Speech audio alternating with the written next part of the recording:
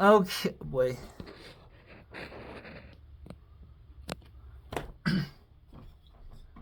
What's up, bitches? This feels weird. Can we switch sides? Yeah. Not, but like, yes, yeah. Do you want the chair too? Do you want that chair? I don't really care. But I had a feeling that you wanted this chair. I want that chair. It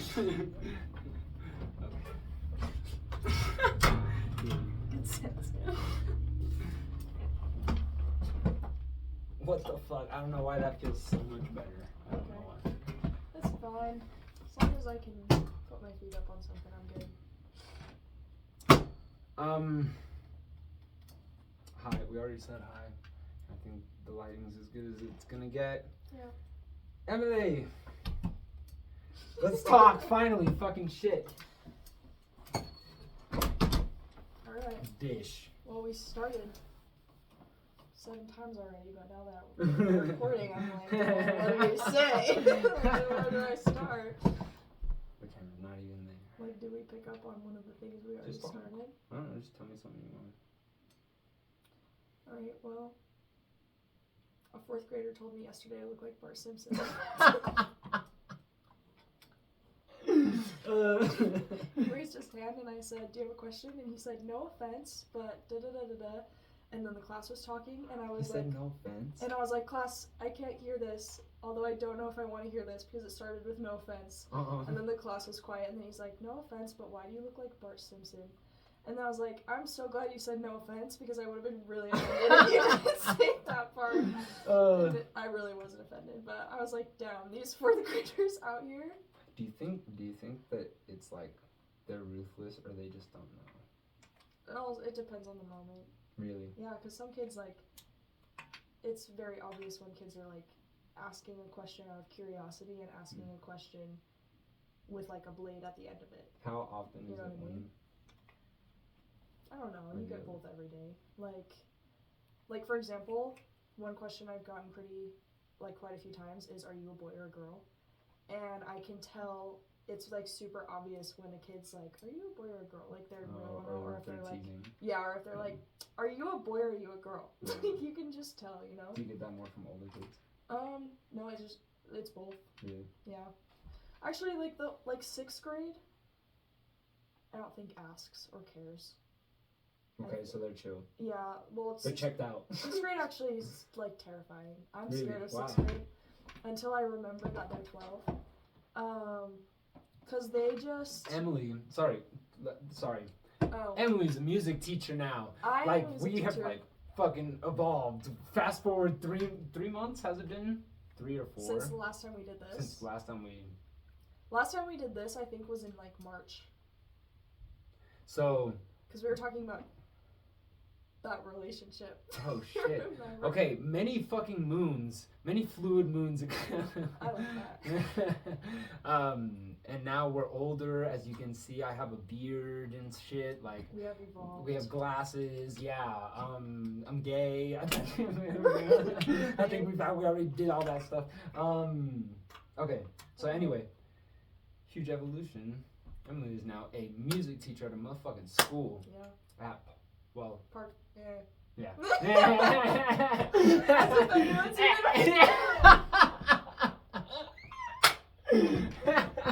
love the mindset. That one dude, the one fucking freaky dude who watches my videos. The guy that's texting. Okay, so yeah. So 6th graders. 4th graders. 6th graders. 4th graders. They just think that they're like, I don't know. They just think they're too cool for elementary school because they're like. Because they're way too cool. Yeah, they're the king of the school. They're gonna move on to 7th grade next year. They think they're ready already. And I realized though, because somebody told me this, they helped me realize this, was that they're actually just so self-conscious and insecure, and they cope by acting too cool. Yeah. And so ever since I have been reminding myself of that, I handle teaching so much differently. Acts like it's been so long, but it's, you know. It is, bro. That's just war. I'm sure. It feels like I feel like I've become a new person even in the last 4 weeks since I started this job because of how much it's cool. taught me and like how Dope. much I've had to grow and stuff. But yeah, 6th grade just can be scary. And they just don't want to participate, but it's because they're scared and they're insecure, and it's music, and music is vulnerable, so it's fine. Some of them get really into it, and it's really fun. Do you like just focus more on those kids, or are you like the ones that are obviously out of it? Do you like try your hardest to incorporate them, or do you just kind of let them? Here's the thing: if you act like you're trying too hard, they know.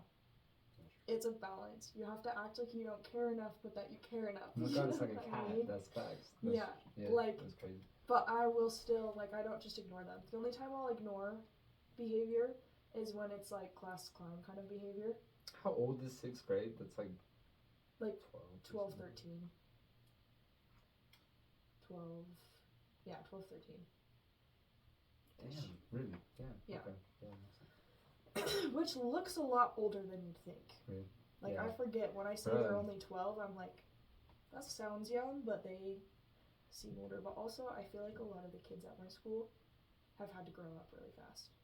They all seem older than they are. Do you feel like that's like just the circumstance in your school, or do you feel like kids in general are like, they're just fucking, they're all just growing up faster?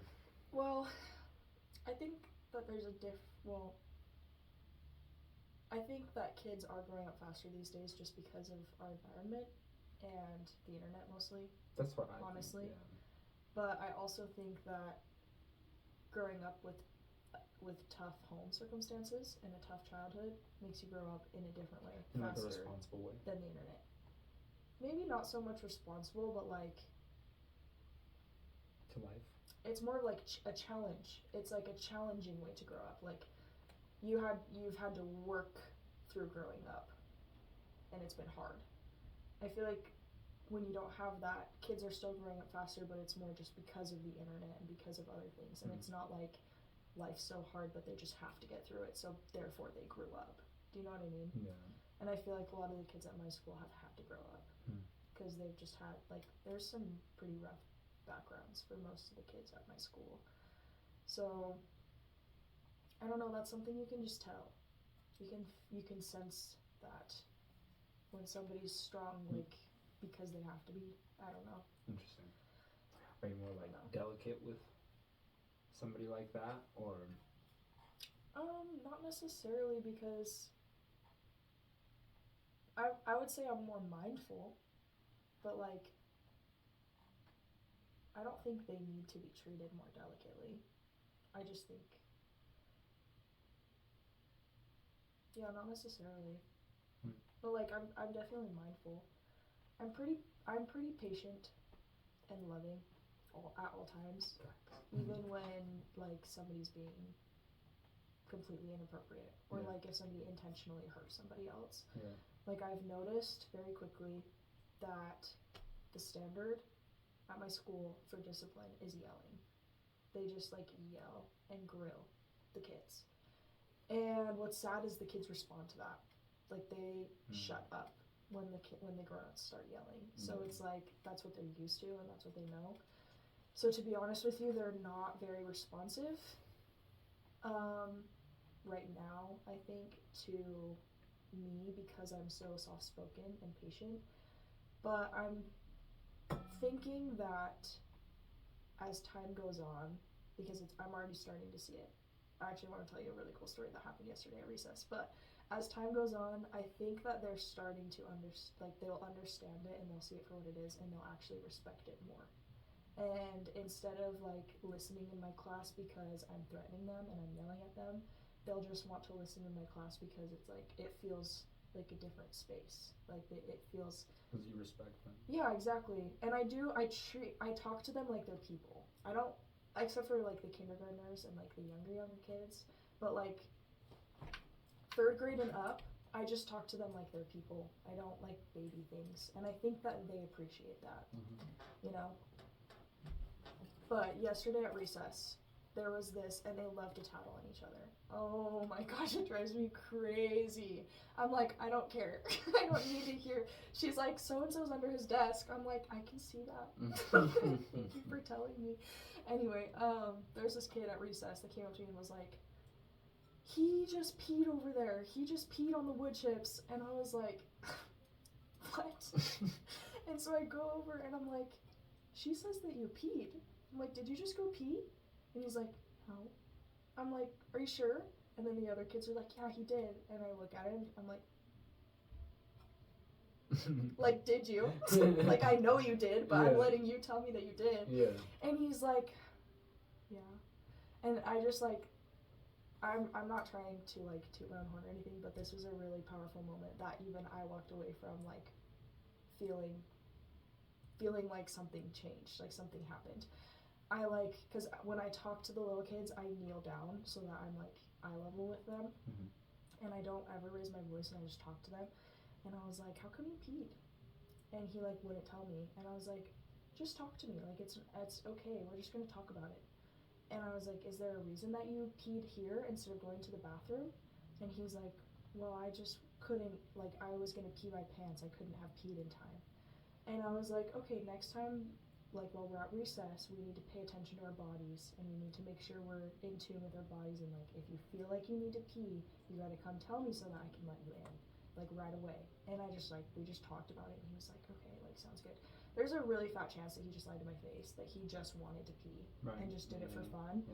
But I could tell that the way that I handled that, like he was expecting me to yell at him. I could tell by the way he wouldn't look at me and wouldn't talk to me. And then when I was kneeling down and talking to him and he started talking to me, I could literally feel in the air the shift in like the softness. Like he softened and it was soft. And I think, like, I don't know, even if he ends up peeing again next week, like, I don't know what changed, but I could feel that that was a moment. And I don't know, I felt really good about it. Like, everybody keeps telling me you need to be meaner, and I'm like, I'm not going to. I don't know how. Yeah. It doesn't feel good. Sounds like for them that's the quick fix. Yeah. As opposed to instilling different, behavior. Well, and because the other lady, she would have yelled at him for sure. And what do kids do when they get yelled at? They check out and they say, okay, yeah, okay, and then they say whatever they need to say to get you to stop yelling at them. Yeah, just like. You know? Yeah. They don't actually care. They're not actually listening. And they feel like shit. And you feel like shit. I've never once felt good yelling at somebody. Yeah. That's a lie. But like... yeah, somebody... It doesn't feel good after. Like, even if I'm on a little power trip. That's true. It doesn't feel good after. True. I get that. I actually don't think I've ever really yelled at people, but I do in my head. I think I'll feel good. And then you still feel bad. Yeah, I still feel bad about it. I'm like, oh, that's so rude of me. I'm sorry. Like, thank goodness I didn't say that. Yeah. That's good. I think, again, like when I opened the door and I saw you, and then you divulged the information of teacher, I'm like, yeah, like, it just like glue. It makes sense. You're like, and, duh. Yeah, and I think talking to you more and more about it, it sounds a lot like you're using your very unique superpowers in like a great place to use them, because you're patient and you're loving, and what better place to put somebody like that than around kids that need shit love. like that. Yeah. Thank you for noticing and saying that. Yeah. No, I think it's like a perfect, like literally, like. I think so too. I think that I am there for more, like that reason more so than even like music. You're teaching them. Actual teaching music. them. Yeah. Like, I think if I was a teacher, it would be the same type of shit. It's like, all right, fuck all this textbook kind of like for me. I really would, and I'd be like, look, I do the same shit. It's like the shit that I do with the Kuma, like. Well, it's like soul teaching. It's life. It's like soul work. It's not. Yeah. Academics. Yeah. It's the shit. The it's school should fucking teach you. It's real life. Yeah. I don't know. Yeah. And it's the type of real life that you can't talk about super easily. Like, I can't sit a kid down and explain to them why love is so important, or like what love even means. That's such an abstract concept for a child, especially a child that doesn't really know love, you know? But like, to respond to them with love teaches them way more than talking to them about anything, you know? Yeah. I think, I don't know, I need to tell you like how I got, I really feel like it was just meant to be, like it was just divined. Like, it was 4th of July, and my friend Trent, I don't know if you've met Trent. If you... Was he at your... he was at the only place I can think of that you would have met him is at my release party for my birthday, like, last year, like a year. He was one of the 2 guys at the one this time? The show, the backyard show? No. Okay. Those guys were from work. I probably met him, but... Yeah, it's okay. So, Trent is just a friend that you know Abby? Abby and them were friends all through high school, so I met Trent through Abby. Okay. Anyway, it doesn't matter, but... Good context. Trent invited me over on 4th of July and was like, you should come over. I have family over and, like, come hang out. Mm-hmm. And then I got there and he was like, yeah, my mom told me to invite you. I was like, okay. Because, like, I knew his mom. And, like, we would talk sometimes when I came over and, like, we were friends. But, like, I just didn't expect her to be like, oh, have her come over. You know, I was like, oh, that's nice. And then she came out and was talking to us on the porch, and she was like, what are you doing for work? And I was like, I'm doing hospice. She was like, do you like it? I was like, like, yes, but, like, I don't want to do this forever. I'm kind of getting burnt out. And she was like, well, have you ever thought of working with kids? And I was like, yeah, I really, really, truly have. I've been wanting to work with kids, but I just haven't really known, like, how. And she was like, well, my school's hiring for paras, which is basically like helpers and aides for special education. Okay. And she's telling me about the job, and I was like, I would love that. Like, that would be so cool. And she's like, well, let me send you the application. So she starts looking it up, and then she's like, actually, they're hiring for a music teacher. And I was like, oh, well, I'm not qualified. Like, I didn't go to school. And she was like, well, if you graduated high school, you're qualified. They're like, perfect. I was like, why? Like, that makes no sense. And she was telling me because it is a Title I school, they need a fucking music teacher. Their payment, what is that? There's the salary, even though it's not salary, it's hourly. Oh, interesting. The rate of pay, I don't know what I'm trying to say, is where it's at. Most people who went to school to be a teacher would be expecting more.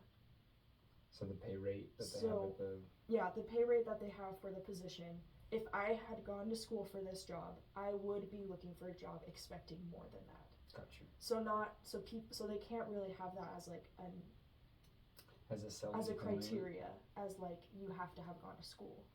Oh, no shit. Do you get what I'm saying? Yeah, okay, so they dropped the bar because... Yeah, okay. so they couldn't require that, because if they did, they might not ever have a music teacher, because music teachers will be expecting to pay more. How many teachers do they need? Wait, what? Like, as of right now? Paras? Just in general at the school. Like you were saying, I don't know. There were other teachers. Wait. Like other positions, like the music position is open. Are there other teacher positions open at the school? That were then? Wait. Now? I don't know about now. Okay. I have no idea. I know that they're hiring for like teacher aides. Same thing that you applied for? Well, no, what I was going to do was going to be specifically like working with special education. Oh, okay. But they need teacher aides to just go be in classrooms with teachers, because let me tell you, like, the school's really, really, really, really nuts. Yeah, somebody crack the whip in that. It really is nuts. That's crazy. Crack the whip with love, because people are no, really, because people are yelling left and right, and it's not doing anything. Interesting. I wonder how I would approach a situation like that. It's hard. I think it's, but for me, it's like, again, it's the perfect like role for you, because it's so chaotic, especially with little children, and they're so emotional, and it's like flipping 24/7, and then you multiply that by 30, and then you multiply that by 7 every single fucking day. It's like it's a ton on you, and it's really hard to keep your space. Yeah, keep your peace. Right, but then also not just keep yourself sane, but then to like emanate that peace, and then to try and like you said, you can't do this with a kid because a kid just won't, it can't grasp. And I think to me the reason why is because they just don't have any experiences yet. I think that what you're doing is perfect because all you really can do is just make them feel it, and later on when they begin to decipher and understand things through their own lenses and methods, they can then reference that. Exactly, they will, whatever it is that you represented to them that they got most is what they will view you as, essentially. Yes. So that's my thought. You're good. I didn't know if I was losing. No. Okay. I was getting lost with you. I'm not gonna lie. You're like, yeah. I was trying to talk. What was I saying? I was talking. Well, because you started out the thought by saying, like, what, you were like, what did you say it would be, the thing that it would be like for you, or if it would be hard for you, or something like that? For me, yeah, is because I just fucking, I can't, like, it's, I've thought about teaching, and I can't because it would be like too much. It's kind of like hearing what you're saying. It kind of sounds like it's a lot what summer sales was for me. Like kind of just like a shock essentially, and like you have to pick up quick. Oh, yeah. You know what the hell's going It was on. baptism by fire. Yeah, exactly, 100%. exactly. And so it's just cool that you're learning and you're getting through it, but it's like in a way that's challenging for you that you can apply your skills for, because like I have skills like talking with people and shit like that, or you know, and so I use that for trying to sell, and that was difficult for me, and it was like a boot camp, and I feel like it's the same situation for you. Yeah. But it works for you. I've thought about teaching because I think it would be cool to teach, you know, and I feel like I have different ways of thinking, and I feel like I've become a lot more like emotionally like intelligent when it comes to understanding my feelings and stuff, you know. I feel like I'd have that already, but I feel like it would just be a battle to not get irritated or frustrated 24/7. And it is. Like And it is. I just drown every day. I'd be like, fuck. I could see you teaching older kids though. Like I could see you with, I want to say like junior high age-ish, or What is that? maybe That's older. like 8th grade. Yeah, Oh, like okay, that's before. Okay, 7th, yeah, 8th, 9th. yeah. Or I don't know. My brain kind of checks out there. I don't know. What the hell happens after that? High school's a mystery to me still. No, facts. That's how I feel. But I could see you working with kids still. I don't think I can't picture you working with like. Actually, I can. It's just funny. But like kindergarten, yeah, like I can. It would just be like I'd just feel like a huge dude, like doing. I don't know. I actually I don't know. I can picture everything picture it. tiny. I just don't think you would like enjoy it longer term. If you were like a guest teacher. What do you feel like I I'd be could see it. the most like influential? Like long term. That's also why I said older kids, because I think that the way you think and the way you speak is like you connect with people at a level that I don't think younger kids would understand. Because I think for you, like, you like to have the conversation and discuss ideas. And so that's why I almost want to say high school, because I feel like that's an age where kids would more be able to engage with you in a conversational level. And also you wouldn't be dealing with as much like chaos, like classroom management chaos, like screaming and talking nonstop and poking each other and teacher, so and so did this, like all the time. I think that would drive me I think nuts. that would be fun. All this sounds like fun for like I don't know, but then I feel like it's probably a lot different doing than. Well, no, it is actually kind of fun. Is it? I just feel like I'd get good. I don't know. I just feel like I can connect. I think you should try it then. I don't know. If you're like very curious, the school is hiring for things, so let me know if you're like truly curious, because we always need help. But I don't think you would be bad at, especially because, okay, I think you would figure it out. Like if you were thrown into the position I was thrown into, I think you would figure it out. You're very resourceful and intelligent and you figure things out. I think you would freak out a little bit though. It's just fun. But if you were to come in as like an aid, which is just, it basically just eases you in, and you also have like a structure where you're like, this is how I'm like, this is what I'm supposed to be doing. Yeah. I think you would love it, actually. Really? Yeah. Yeah. Teacher. I always thought, especially during high school, I was always like, I could do this shit better. I always felt that way. But I think, I was like, I could do this shit better. Like I could at least make them care. I like care. Like I might not give a fuck about anything I'm teaching or curriculum wise, but I mean like life wise that same way, like care. Yeah. That's why I like thinking about it. I feel like what you're saying is right, that I'd have to like do a little bit older kids, but I think I'd still want like, I don't know, middle school or something, just so that way they understand like a sense of peace or a sense of respect or whatever before they go into high school, and then it gets all chaotic and shit gets crazy for like. I think middle school would be your gem then, like your. The fuck do I even remember about? I remember. Because not fitting in middle school.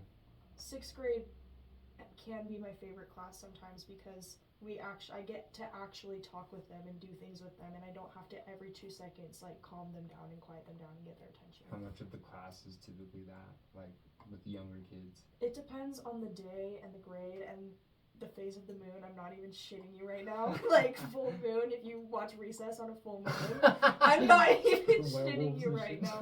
It's craziness. It's wild. But like teachers even will be like, is it a full moon today? Like, I'm not even the kidding. Moon's in Gatorade. Oh, did you say Gatorade? That's funny. It depends, but like for some of the classes, I will probably spend like 30% of the time at least getting their attention. Not all at once, but like for every 1 minute of me being able to talk, it takes me 20 seconds to get them to be quiet to listen to me. You know what I mean? That's the part where I feel like I would have. You would lose it. Fun. You would have fun? Yeah. Maybe I'm not you, so I don't know. Maybe I'm telling you, maybe I'm totally misunderstanding any of this. But, like, with Akuma, I get it's a fucking cat and he's different, but, like, I talk with him just the same way that you talk with. Okay, but what if you had 27 Akumas at once? That's why in my head I'm like, that sounds like fucking fun. Oh my gosh, I want to see this then. Like, it'd be hard to control, but I feel like with Akuma it would be harder. The one thing harder? Yo, I mean 23 Akumas. It would be way harder than. Well, yeah, because. Yes, but I think of that and it sounds chaotic and fun, but I'm like kids. I feel like kids eventually like slowly enough, they like you can get them to like plug in. I don't know, and like. Yeah, you can figure it out. You can calibrate yourself and sell who you are to what it is that they will buy as whatever it is that they are as a little That was kid. explained really well. And so I think, and then I lose it. Yeah, but that was explained really well. That is what I do. That's what you have to do, I think. And so I think I could figure that out, and then like every kid has a little key or whatever to like where okay, even if you don't get, because to me as a kid I never gave a fuck. Like I just didn't give a fuck. No. To me that just was. Some days I'd care, some days I wouldn't, but I'm like no, as if I was there, but I just could see it. I'm like, no, you did not. Didn't give a fuck. He didn't give a shit. No, like really, I didn't give a fuck, and so the teachers that I connected with were the ones that just saw me as a human, because they would always see me as a human, regardless of how I felt, especially towards like any curriculum or anything like that. Like, and so I feel like I could do that with people because I can. Because you get that. Yeah, You because I get understand that part part. exactly. Yeah. And so. Oh yeah, I know what you're saying. So that's why I feel like I eventually think you would be great at it. I do think it would drive you nuts. Yeah. No. But that doesn't take away from the fun. You have experience. So But it doesn't take away from the fun. That's facts. We can both. And I feel like you can get to the point where it's like successful. Yeah. You know. Well, I think honestly every week has gotten better. That's good. Like this week That's was awesome. actually the first week that the teachers were not in the classes with us. Oh, I forgot to mention this part. Yeah. I'm a portable music teacher because It's picture them putting you on a gurney. Wheeling your ass down. I was picturing folding into a briefcase. Oh, we're so stupid. I think we're fun. Oh my gosh. It's just so many things. Anyway, the school is too full, or got too full last year, so they had to fill the music room. I don't even know what the music room was, like which room it was, but they had to fill it with a classroom. Yeah. So I go to their classrooms. Oh. To each of their classrooms. So this was the first week that their teachers left the room. Oh. The first little bit they stayed to like make sure everything would be okay. Ooh, So this was my first week, like really Fucking by my own. Yeah. Like I'm the teacher. How was it compared? The first 2 days I fucking cried so hard after, cause I don't work Wednesdays, cause Wednesday is early out day, so they don't have specials Wednesdays. So I worked Monday, Tuesday, and I ended up crying so hard at the end of Tuesday and all through Wednesday. Like I had a really, really rough time because they just like, I don't know. They just don't care. Yeah, they just like were nuts. They were freaking nuts. And I do think that I do have my harder classes on Monday, Tuesday, but I also have less classes Monday and Tuesday because I have prep periods. So it's kind of funny how Thursday and Friday I work the whole time and I walk away from it with more energy than I do Monday, Tuesday. It just depends on the classes, I guess. But anyway, they were freaking nuts. And I just like couldn't get their attention to save my life. These are small kids. And these are smaller, like grades? Honestly, 4th grade is the worst. Okay. But it's K through 6. That's all of them. Yeah. And so like even the big kids are rough like that on those days? They can be. Okay. But also, the other thing is Monday and Tuesday is my first days teaching my lesson. So I haven't worked out the kinks of my lesson yet. Like Thursday and Friday goes so smoothly because it's the end of my week. Like I already did this lesson Monday and Tuesday. Got you. Like my last lesson on Friday is always my best lesson because I've like figured it out by then. You know what I mean? That's exactly, what you're doing. exactly. But I have to do it every week because it's like a new lesson, you know. Got you. So, but I think that's why Thursday, Friday is so fun. Is because I'm like, oh, now I know what I'm doing. Like now I know what works and what kids don't like and how to flow through this lesson. Damn, that sounds like fun. It honestly is. I had a lot of fun today. Yeah. Wow. Yeah. It's fun. Wow. What's not fun is the pay. Oh, I didn't even finish saying that. But the thing is, I am not a teacher. I'm not somebody who went to school. So I'm not expecting a greater pay. I did not take a pay cut. Going from hospice to this, I'm getting paid exactly the same, actually. Wow. So, actually, I'm getting paid like 61 cents more.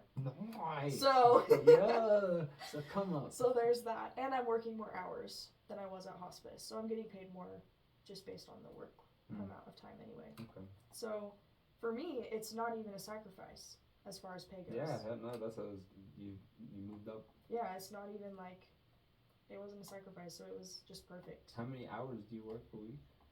So I'm scheduled 28 hours, but I actually work many, many more hours because I'm like... Are you paid for those? No. Ooh. It's because I'm like planning lessons and... Actually, that's it. I'm planning lessons. Damn, I never ever thought about that. What the No, fuck? teachers. I know that's like the whole reason why I'm not even I'm not God. even. No, they. It sounds like fun, but like really doing it, like I just couldn't they survive. probably work. I can't even imagine being like a general education teacher, and how much effort you put in. Like they decorate their entire classroom. They get their whole entire classroom ready. They do everything, and I don't know if they get paid for that. Like. I don't know if they get paid for that. I think they just get paid for the teaching hours. It's crazy. And I know some teachers are on like a salary, but I think that salary is calculated based on the teaching hours. Yeah. Maybe they sprinkle in a little bit of prep hours there, but like nothing close enough to validate the amount of effort that teachers do. I've never been on salary, but I don't like the idea of salary because I just think that's them going like, here, have this every week, now shut up and do as much work as you possibly can. Yeah, I agree. It is nice, though, for teachers when they don't work in the summer. How does that work? Do you get paid at all for anything? Well, when you're on salary, you get paid. For the summer? Yeah, because it's your salary. But are you working? No. That's how it is. Like, this is your salary. Teachers are paid year-round? Yeah. But they fucking earn it. And they should get more. By far. I know that. Are you sure? I swear I've talked with some of my teachers and they say that they need to get jobs during the summer. Not because... I don't want to say that's the case for everybody. But... Interesting. That's how salary works. So if you're on salary, that's how that works. Wow. I'm hourly though, so honestly, I don't really know what my life is gonna look like by the end of the school year. I don't know what I'll be doing. I don't know. I literally don't know. It's not that I don't think I'll be doing this, or I do think. I just don't know. Yeah. But I talk to other people, and they're like, "Yeah, I save a portion of my paycheck every time, and then I use that throughout the summer, so that I don't have to work in the summer." But I don't know. The way I live my life is pretty random. So who knows what I'll be doing by then? You know what I mean? I don't think that far ahead because that's boring. Like, let's just let life come to us, you know? I never would have guessed I would be doing this. Like, last time we talked. Yeah. No fucking idea. Yeah. That's how I like to live life. That's hilarious. You saying all that, I was just picturing next time we're on camera, you have a sombrero and a mustache and maracas and I'm pregnant and it's been a week. Next time we do this, we need to dress up. I'm not kidding. That'd be dope if we kidding. dressed up. Yeah. No, we're doing that now. Ooh. It was spoken and now Boom. it is. Hell yeah. Okay, that's happening. I'm gonna have a mustache. I'll be you. Plus the pregnancy. That's not our real thing. I want to clarify. That's right, everybody. I'm not. To everybody watch. I was gonna say, never mind. That one guy that texted you. I'm not pregnant, Mom. There's no pregnancy. Just kidding. My mom is definitely not watching.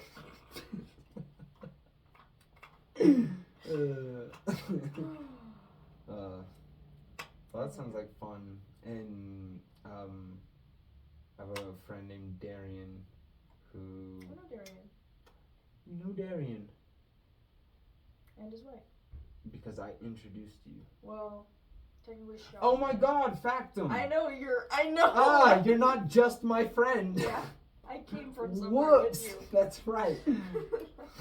Okay, cool. That's how we know each other. Yeah. Did you know that Darian is a substitute teacher? I did not know that. And he talks a lot about it, and he really likes teaching. He owns his own gym, and he teaches people and Well, wait. Are you saying substitute teacher for school?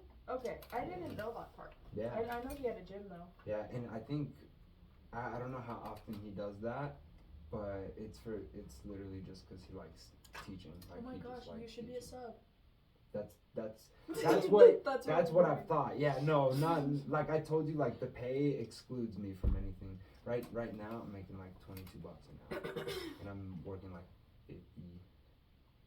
This week I worked 50. Last week was like 55 hours. It's a lot, and it's because I'm only gonna do it for like the next 4 months, and so I'm just trying to fucking crank out dough so that I can get myself out of debt before I move. That's the part that you were like. We've talked about this. You told me. We've talked about this. You want to either move to South Carolina or Yes. Costa Rica. Puerto Rico. You were Puerto close Rico. to- And it wasn't geographically, that close. but word-wise, Yes. I'm glad you knew that. That's how my brain was thinking about it. Everybody does that, so I'm like, yeah, I get you. So I've don't decided. mind my whiteness, anyway. I don't think that's it. It's been I don't great. think any, but like honestly, that's a trip to me. Is like when somebody's like, "Where's this country?" Like pointed out on a map. I'm so fucking oblivious. So I don't think that's what white people think. I think we're just stupid Americans. Take that. I felt like that was implied. Oh, okay. With the white people. Oh. But it's fine. I knew it was Puerto Rico. But you just was a brain moment. just whited it up. And yeah, I just whitewashed it. You're white. Okay, yeah, that makes sense. Yes. So the plan is to now go to South Carolina. Okay, I'm gonna run you through it. The lease in this apartment is up in October, on October 30 something, and I gave my notice 30 something. 30th or the 31st. I don't know which one. I don't know if it was the 36th. No, I think it was the 26th. Tripping. Anyway, I told them I'm leaving the 2nd, and they said cool. So I'm leaving this place on the 2nd. I say that with a heavy heart because I love this. You've been here a long time. This is me. Anyway, we're sacrificing myself for the greater good. I'm gonna move in with Eli and Bree. They live in Saratoga Springs. They have an extra room. I'm gonna move in with them for November and December because their mother convinced me to stay here for the holidays so that I had friends and shit. Because I've made like a tradition of going with Eli and his family up to Idaho on Thanksgiving because they make like a whole ass thing of it. It's like a whole week with them. They like to party. What? Did you not go last year? Oh, no, did I? I did. I went last year. Yeah, I feel like You're right. I went last year. Anyway, and so she's like, you won't be able to do that if you move. Yeah. You know. And so I said, cool. And so Eli and Bree are gonna let me rent out a spare room that they have for cheap, much cheaper than this place, like less than half of what this place costs. That's crazy. And then I'm gonna save money, and then when the next year starts, I'm gonna move to South Carolina. These are plans for right now, but who knows? Cause it's a couple months. But I'll move to South Carolina, and then I think I'm gonna do another summer sales. I really, absolutely don't want to. But I've been informed that, so when you're a rookie at this company, they pay you 25% of everything that you sell. And then when you come back for your second year, they bump it up to 36% of everything that you sell.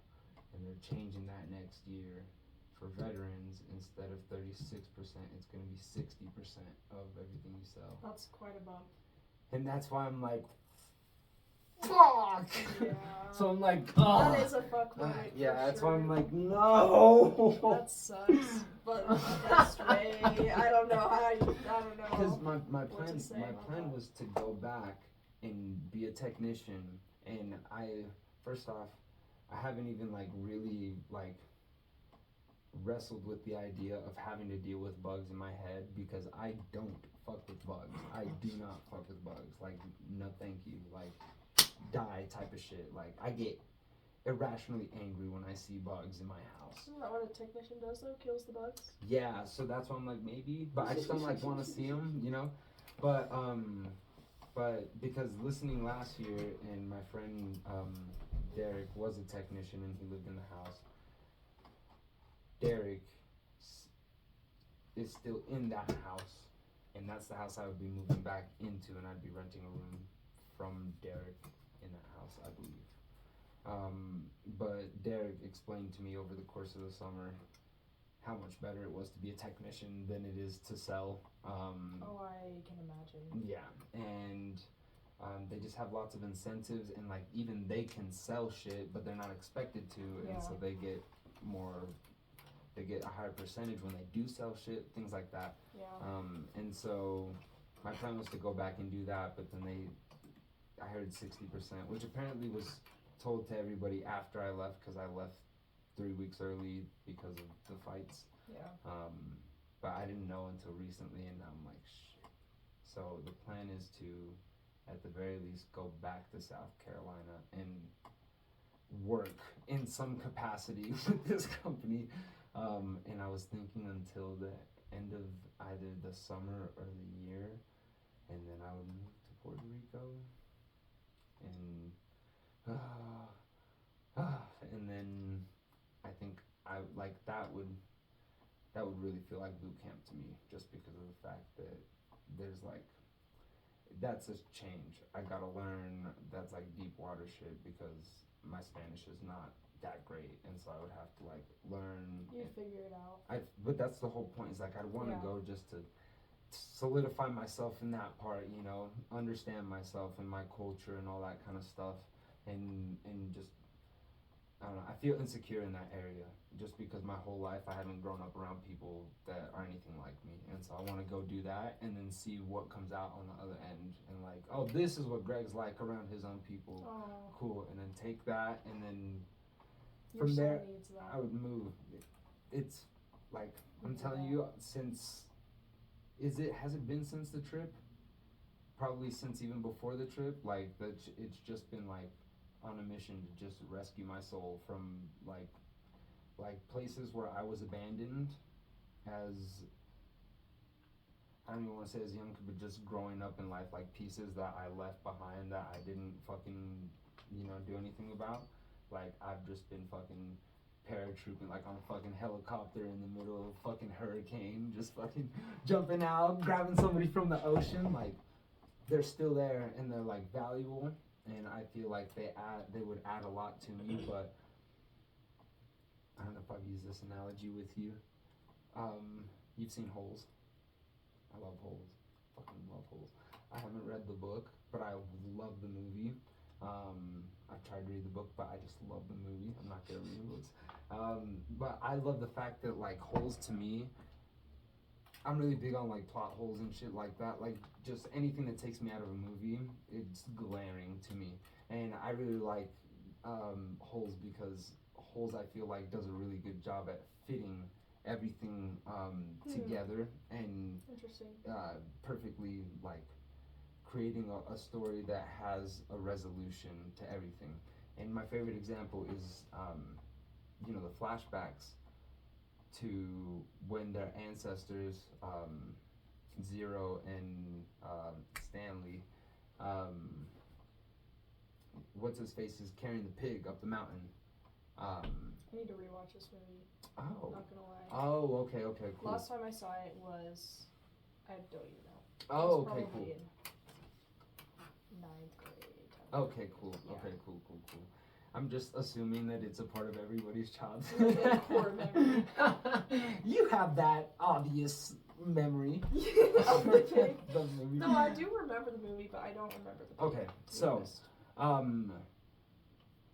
there is a guy who's trying to win over this really, really dumb girl's courtship, and so he goes to this mystic old lady, and the old lady is like, this is what you're gonna do. You're gonna take one of my pigs and you're gonna carry it up the mountain every single day, and you're gonna feed it from the stream, and every day you need to sing to it at the top, and it's gonna get big and it's gonna get strong, and you're gonna do this every single day. And after a month or whatever, you're gonna have a fat ass pig, and you're gonna take that pig and you're gonna go to the butcher, who is the father of the girl he likes. He's gonna offer it up, and he's gonna take the beautiful girl. And so he does all of that, but she has one stipulation. She says, once you have won over your woman or whatever, and you're done doing this, you need to carry me up the mountain. Hey. I'm kidding. Just Cool. She says, you need to carry me up the mountain, and carry me, and let me There we go. drink from the stream, and you need to sing so that I can get strong and big, just like the pig. And he says, cool. And so he does everything, and he gets a big pig, and he takes it back, and he offers it up, and the chick is so stupid that another really ugly dude offered up another pig, and she's like, I don't know. And the dude's like hot as hell, and she's like, oh, which pig weighs more?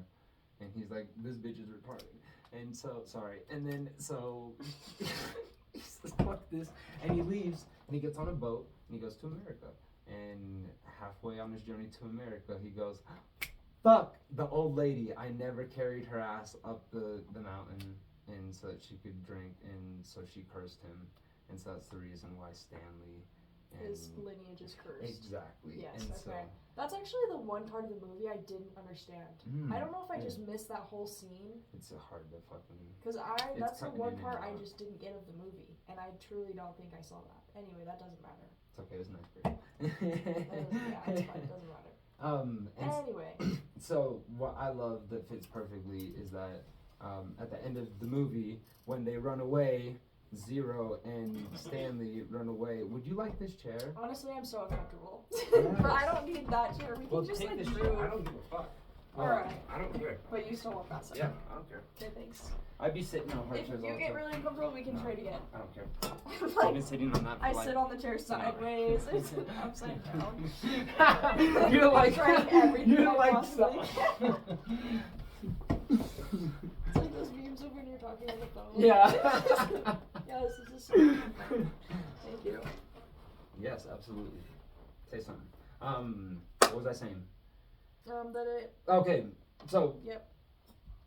at the end of the movie, Stanley and Zero, who are distant. Zero is the ancestor of the old lady who cursed Stanley. Okay. Yes. Um, Damn, I really should watch this movie again. That yeah, sounds fun. yeah, it's awesome. It really is cool. And so at the end of the movie, Zero runs away because he's getting mistreated at the camp, and Stanley goes running after him.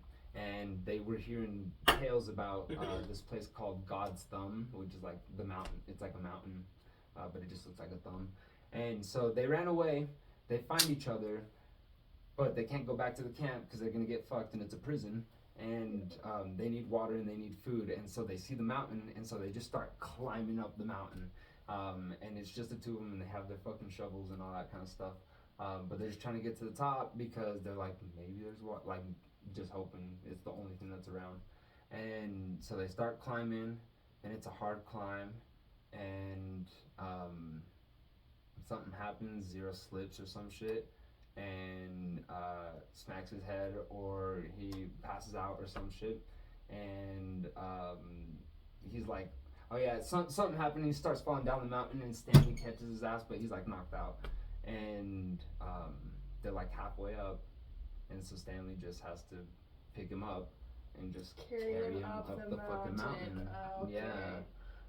And so he fulfills the prophecy that his ancestor was never able to fulfill. Gotcha. And by doing so, he was able to free his family from the curse, which allowed him to get the riches that his family deserved because their name was on everything that was inside of the gold chest that they found in the camp. It's a fucking dope movie. That's a cool story. Ultra long explanations. Sorry, but I like You're paint fine. and color.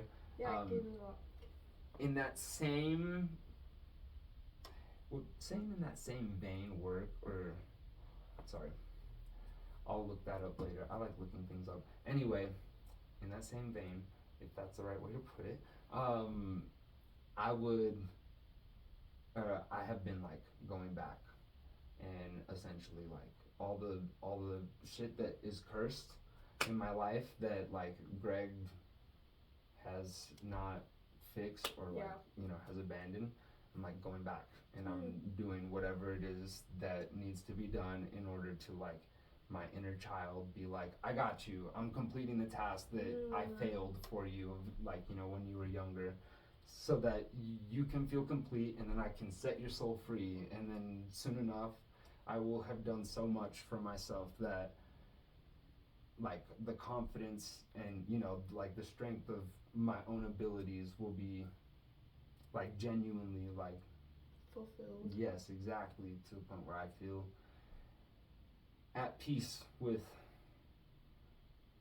I don't want to say like with life, but I don't even want to say with my past, but just more at peace. I just want my little kid to be happy. I just do. I just want him to be happy.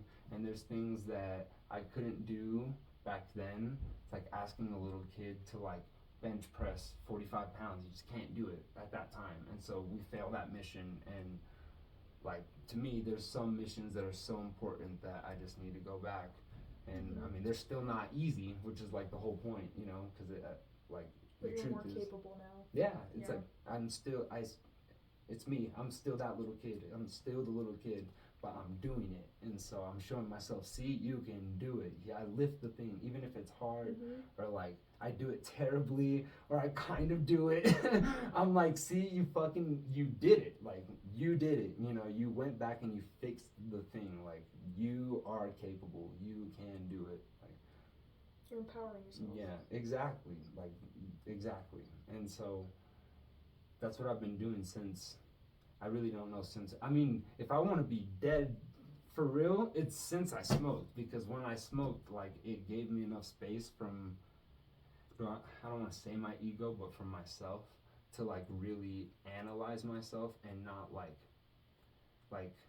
I was too self-conscious and things would just hurt if I really would try to like look at myself, but it gave me enough space to look at myself, and I was able to see so much that I'm like, oh my god, like I can do something about, I can fix that. I can do something about that. Like that used to hurt, that used to be hard, but I can do something about that. And so I started, and then that just led down a whole ass rabbit hole of unwinding everything. Have you seen Spirited Away?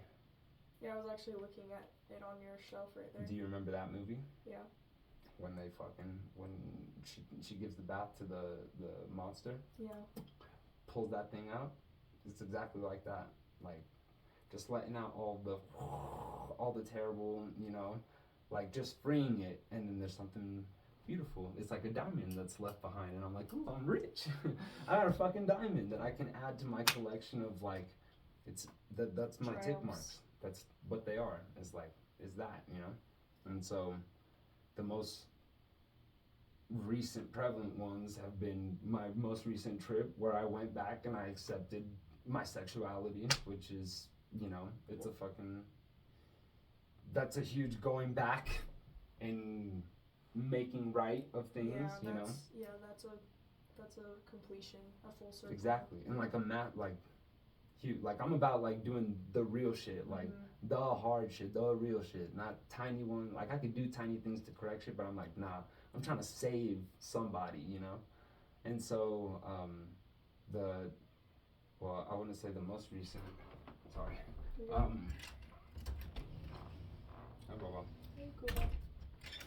I wouldn't say like the super most recent, but the hugest one after that was summer sales, because to me that is, I've told you about, I think I've told you about military camp, right? Right, cool. Yeah, you did. And so to me that's like military camp. I failed. I got kicked out after 3 weeks. I didn't want to be there. I had no intentions of making it work. And so this is me doing what military camp had intended for me in the way that I wanted to do it. So instead of trying to become a different person by molding me into something, you know, that, you know, you can expect, like a soldier or whatever, I was able to,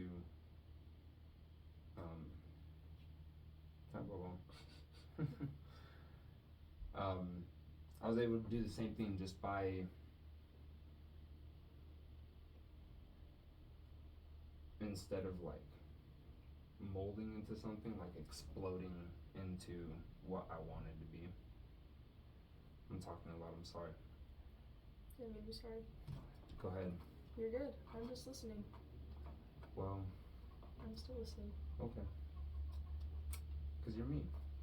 Mm-hmm.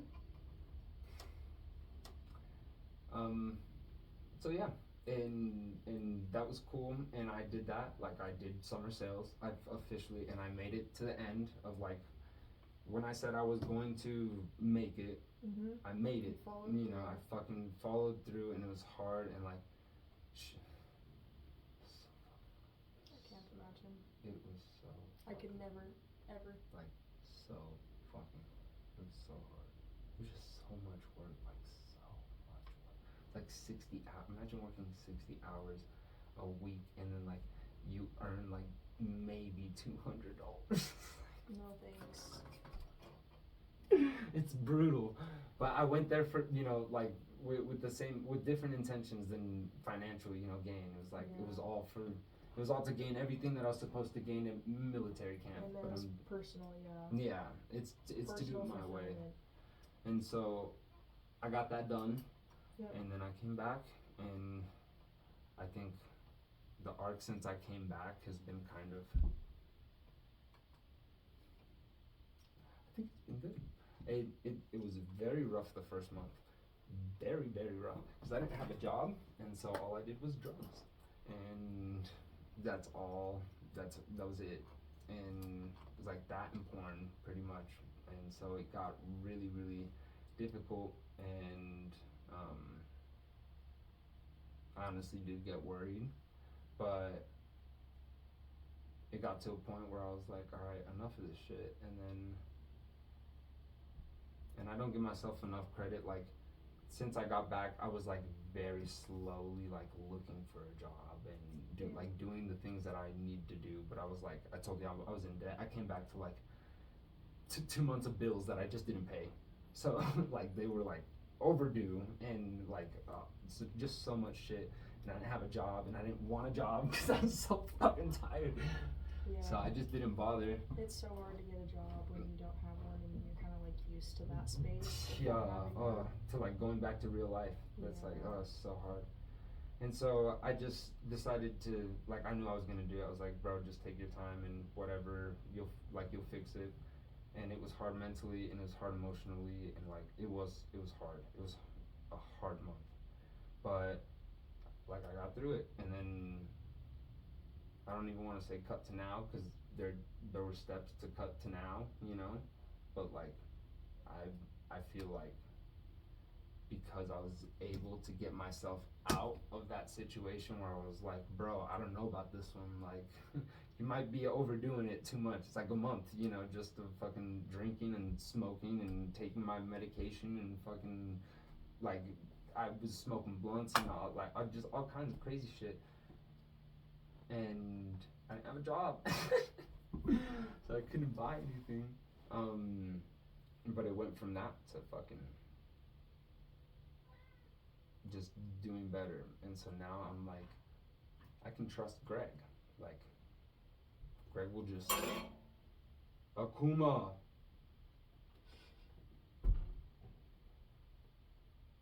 I'm like, I can trust Greg.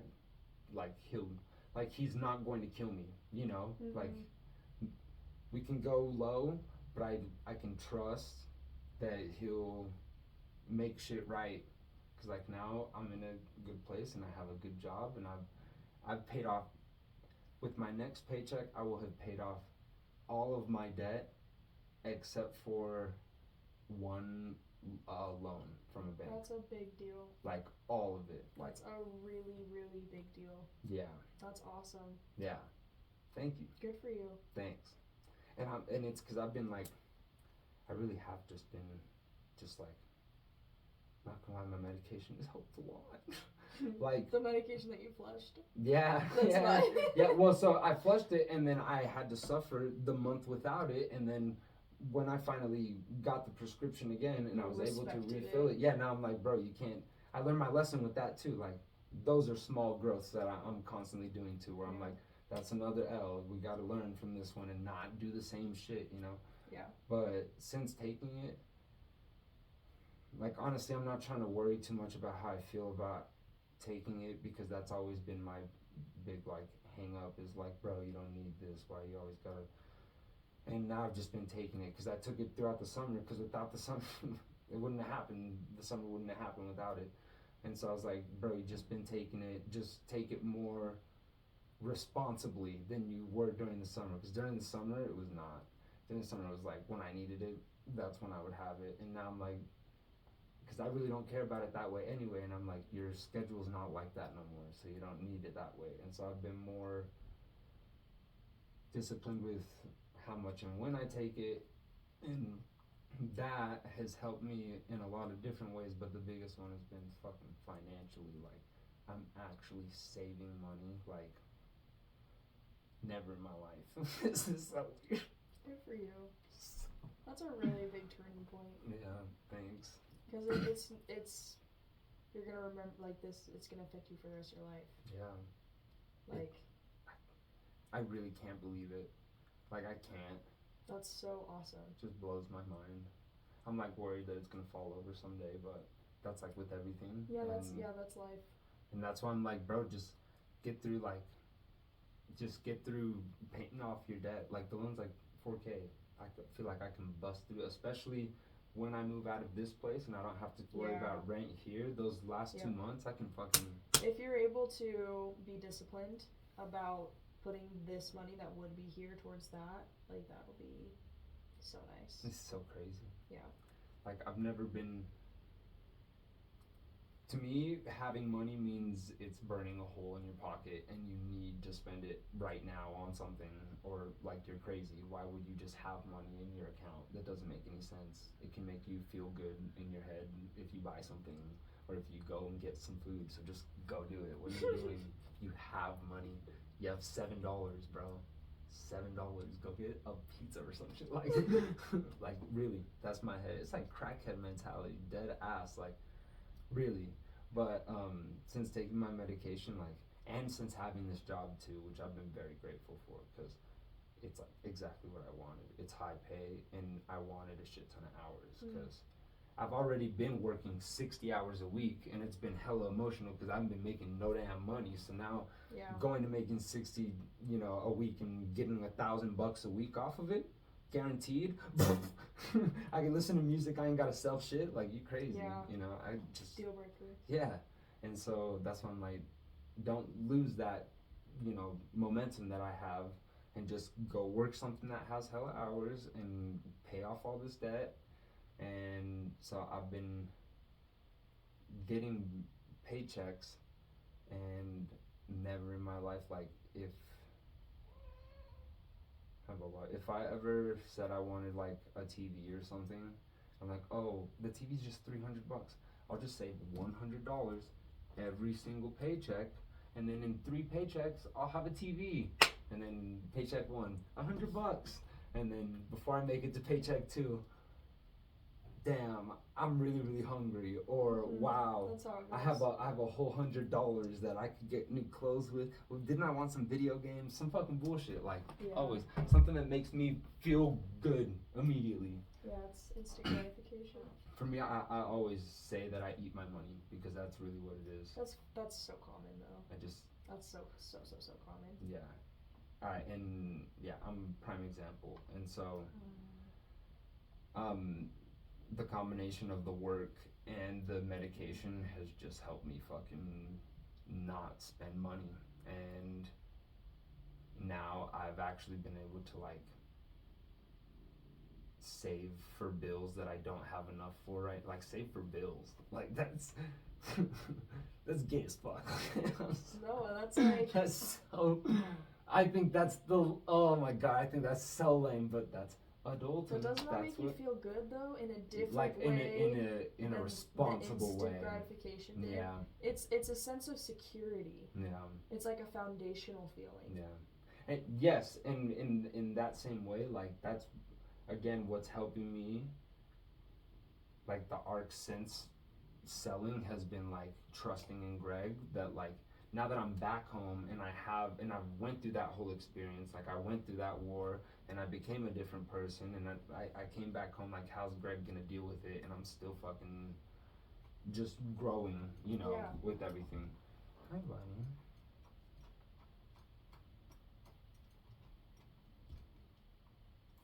Have you put much thought into what you're going to do for yourself when you feel that bored? I don't think that's ever, it's not even accurate. Like, if I were to update those bitches after the summer, I'd probably have a whole second line. So why don't you? Cause I'm a freak about accuracy and I don't want to miss tally Miscalculate. and then be like, oh, did I not? I didn't bring the boards with me during the summer, but I did try to keep. I tried to keep. Dang it. That's a really big deal. You should have. But so what I was gonna do is give myself a tally for every single day that I was there, because I feel like that counts. I think I think to me like literally, that to me was the minimum, is like, because that is every single day is a fucking hard ass thing to do that I'm facing that I don't want to do. So you haven't put much thought into what you would do when you feel that bored. I'm still wondering if I should like make an image out of it or something. I don't know. You have to like think how many is that? I think that's like 2 years. No, don't think what? Oh my gosh, no. Yeah. No, don't quantize the tallies with time. Do not put time on those tallies. That's facts. That's growth. That's not time. You can't clock that. Yeah. You have no idea. No special. You have absolutely no idea. And you don't have to put a time clock on like what you'll do for yourself either. Yeah. You don't even have to know. I was just curious if you like had something in mind that you were like. I've really never thought that I would ever get to the point where I'd feel that. Oh my gosh, in your whole lifetime? Yes. I don't know how many that is, but how many do you think that is? In your whole lifetime, you don't think you would feel that bored? Maybe. Here's I guess the deal is that the significance of each one of those tallies is like, it's big. I can't fucking remember what they are, but I remember that they were like, every time like you put one. real, it's like, damn, I earned that shit. And so I rarely ever put tallies up there because I rarely ever feel like, damn, I earned that shit. Like one of my very first fight, that was obviously a check mark. That's like. So would you put one up there for the summer? I'd put one every day because every day I earned that shit. Yeah. That's how real every single day was out there was like, that's at least a check mark. And then I'm sure there were a bunch more with like things I did and all that kind of stuff, but I think you're crazy for thinking that you're not going to fill that. I think you'd fill multiple.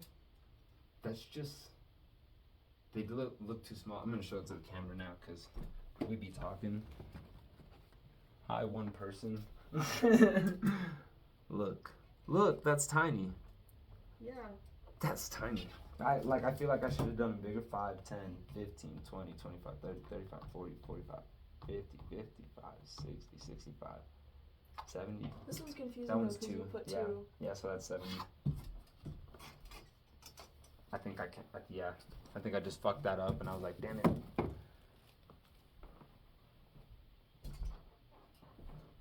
But that's big. 70 things. That is really big. I think that's big.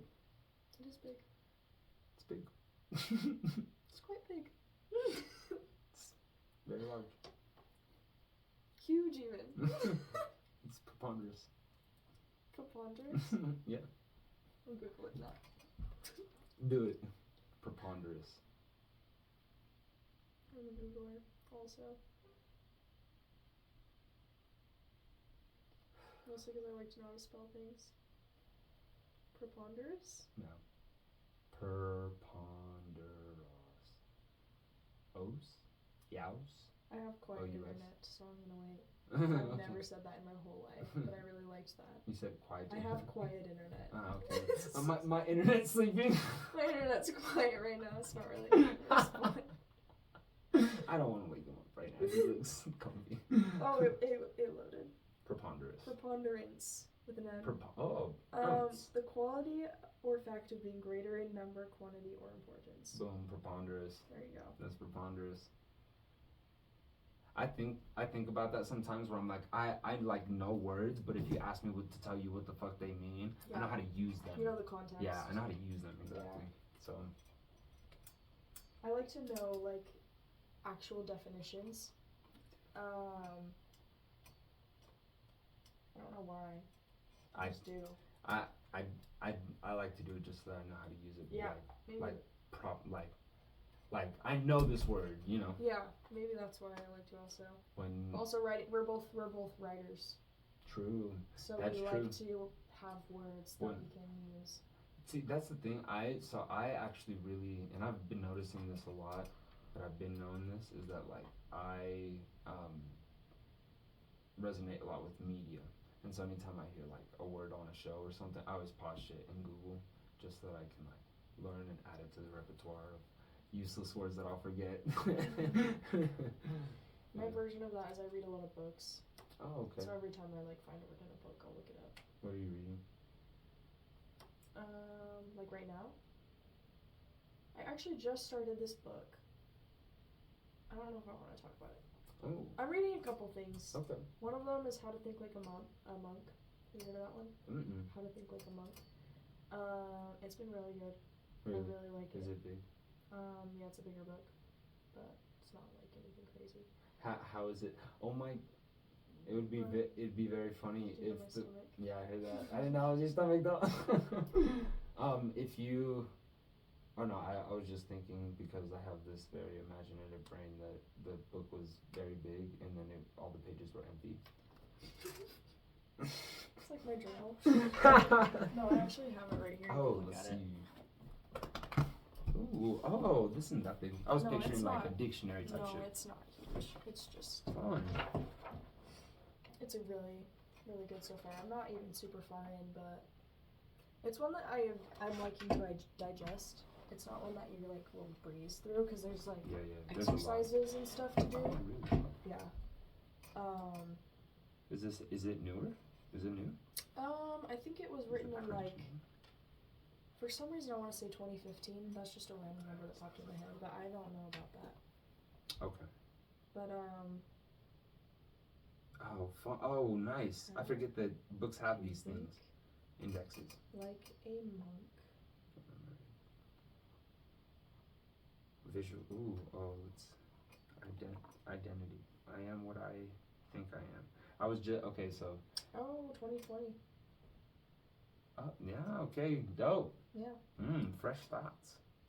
Fresh thoughts. Part 1. Let go. Okay. That's where I'm at right now. Letting go. I love that. Hi. I was just gonna say, I am what I think I am. I was gonna show you, because I don't read books, but Jake, my sales manager, and Donovan were always talking about that, and they told me it's $5 on Amazon. But it's like super duper old. It's like 1902 or some shit like that. So it speaks all oldie. Like it. But it's literally just, it's like the same shit. And I haven't finished it, but like you can read a little bit. It's super like easy, light, you know. Quick read. Yeah. Cool. Yeah. But that's what I'm Your bookmark. reading. But literally, it's all just about, like, I guess your mind is, like, things are what you make them, and so it's pretty much the whole concept of the book. Thanks for sharing yours.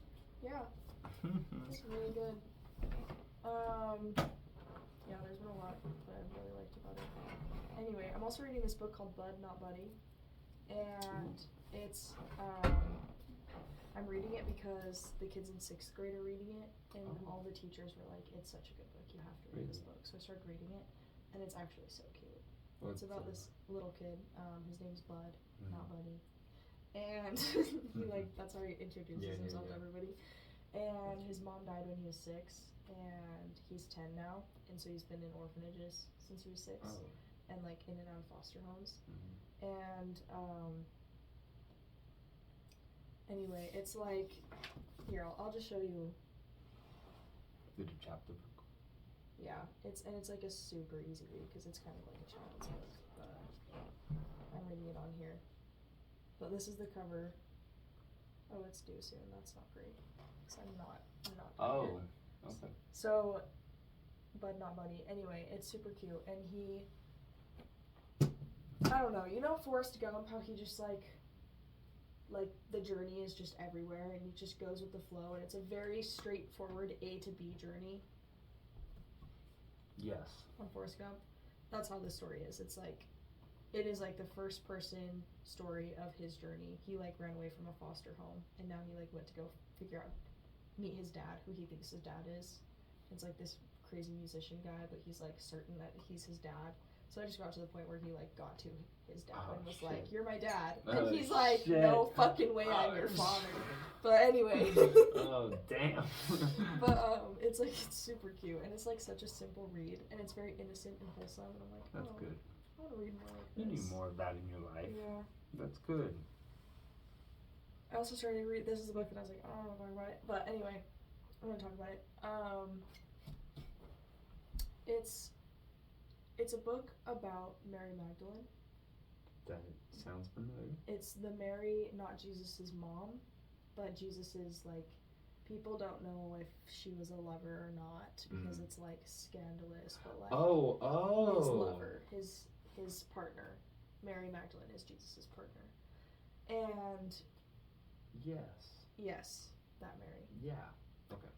It's about her gospel because people don't realize that she had a gospel. She spit bars. That she taught. Yeah, exactly. And because all of the women have been erased from all of Christianities, all the different Christianities. Whoa. They've just been erased because they're powerful, and the people who run religions did not want women to have power or say or anything. I've never even. Yeah, you've never even thought about women having gospels, huh? Yeah, because they've just been deleted and erased and tried to be destroyed. Well, just literally anything religious, really, women. You don't think of women. What, Mother Teresa? Yeah, and it's not because women haven't been religious. Shut her up. No, it's because, they just have literally been erased. That's it's wild. been intentional. Literally not even thought about that. Yeah, it's been intentional that they. I wonder who the female Jesus was. Josephine. What? I don't even know what that means. But anyway, it has been super interesting, and it just talks about her gospel and there is a book of Mary. There's a book of all the men. I don't know. There's other books too that have been published that are also men, like the Book of Thomas, and I don't even really know about that. I'm just learning about it in this book. But anyway, yeah, there's a Book of Mary, and I'm not reading the Book of Mary, but I don't even know if I probably could, but I'm just reading about. Actually, it's a whole thing, but it's been really interesting because this is why I didn't know if I want to talk about it, because it's I don't know. It's fresh for me. It's vulnerable for me. I haven't fully integrated this experience because it was last night. But I started reading it last night. While I was reading it, I was streaming tears, and it wasn't even because it was an emotional what they were talking about in the book wasn't even necessarily emotional or sad, but just in reading about it, I felt like there was something deep within me that I was almost remembering or recognizing or realizing, and it was something. It's so weird to explain with words, but it's something it never left. It's been inside me the whole time. like on shrooms when you like see something but you see it as yourself and you're like, aha. You're like, oh, that's me. That's you. It's like, it's you, but you're talking to yourself. Yeah. It's like, but it's you. Yeah. And you just keep saying that, it's you. Like, I don't know if you've ever done that, but Yeah. I have done that. Like, oh, it's you, over and over. I felt that, like, deep within. I was like, oh, it's you, as if, but I had no idea it was there. I didn't remember it, and I don't even know how to explain it. Yeah. But it was like a deep, deep, deep, deep, deep love. But like a very feminine love. But it was me at the same time. This is weird to explain, but it's almost like I think we're raised to see God as a man and see God as like this father, like heavenly father, right? And it's this fatherly love. And it's almost like I was feeling like the feminine counterpart to that within me last night. And it was like, but it wasn't separate from me. It was me. But it was also the same that I think exists in everything else. Anyway. So I was just like streaming tears last night while I was reading this book because it was like helping me remember something on like a soul level that I couldn't even really articulate.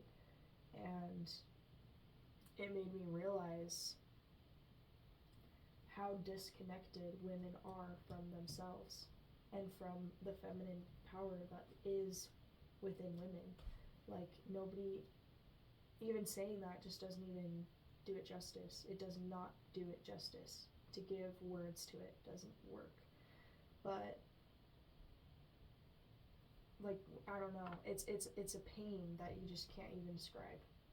And it hurts so bad before you know what it is, and then when you know what it is, it all makes sense. And it still hurts that bad, but like, it makes sense. And you realize all the other hurts that were actually this hurt. And I don't even think I fully realized things yet. I'm just beginning to, but like, yeah, I don't know how to explain it, and I haven't even talked to any other women about this yet. This is like, I literally just read this last night. So I don't feel like, like, thanks for sharing. I don't feel like you'll fully understand, but like, I don't know, that's what I have to say about it. Yeah. Yeah. I think that's, hearing that made me think about moments in my life, especially in like the recent last 5 years when I've been tripping, that when I get into such a flow, I think that my hands, I've never even thought of it like that way, as like a feminine thing, but I think that like my hands have individualistic properties unto themselves, like, I don't know, the same way that like an ancient athlete would like pass down like a really, really good arm, to like their generation of kids, like way down the line. Like, I feel like my hands are reincarnations of so many different like artists and people, but I have noticed that they have like an extremely feminine quality to them. Obviously not like the looks or anything, but like to their characteristics when they're being guided by the flow of life. Because there's been lots of times where I have been so in the flow of things that I don't move my body and my body just moves my body and things happen. I love that. And whenever that happens, in particular with my hands, I can think of specific instances where I was in the shower and my hands were washing me, and it was literally like being washed by somebody who had like extreme like tender care, love. Like, it was not a quick Greg shower. Yeah, it would like any way that any person would attend to their body as much as like they care or don't care. Like, they could not achieve the delicacy that was being like, I don't know, that was like coming through my hands essentially. And so I feel like that feminine energy that you're talking about, like that's probably just a super super tiny amount of it. And I wonder if, like, what do you think is like, what do you say that it feels like? I want to know, what do you feel like is missing, or not what's missing, but what do you think would like do it? Fulfill it. Yeah, do it. Bring it back. Just in, I guess, in general. I think. Because I think I can feel that, and I do like feeling that way. You know, like that feminine. I don't know. Now I feel like I'm getting hard as fuck to explain because I don't even know what I'm talking about, but I feel like I'm a lot more comfortable with like feminine energy and stuff like that than most people are, and so I see a tremendous amount of value in like having that incorporated Nurturing into the my feminine, life. yeah. Exactly, because it's, to me, it's a yin yang of like Yes. two. It is a masculine, I it get is a what you're feminine, saying. and so to me, I'm very comfortable with being in that feminine side, whereas like lots of guys are all like fucking macho this, macho that, and I'm like, I don't know. You can have heart with it too. Yeah. I don't know. I think that what you're asking though takes us to a different conversation, because I think I get what you're saying, what you're talking about, the feminine energy. I think the thing that I'm talking about is a little bit different, but in answer to your question, like how do you invite that? Is that kind of what, like?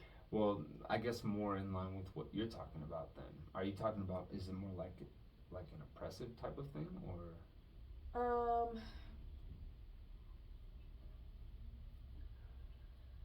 Let me think for a second. Because I'm picturing a flame that is getting snuffed out that can be lit again, but I don't know if that's the right imagery.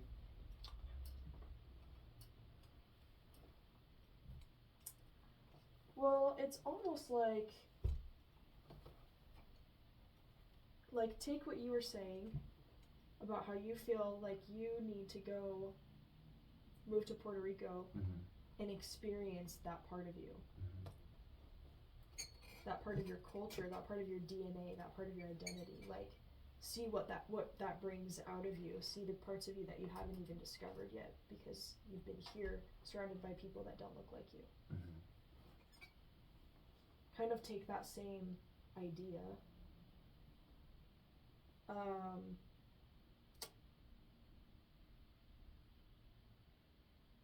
It's similar, but it's like as if you didn't realize that you were Puerto Rican.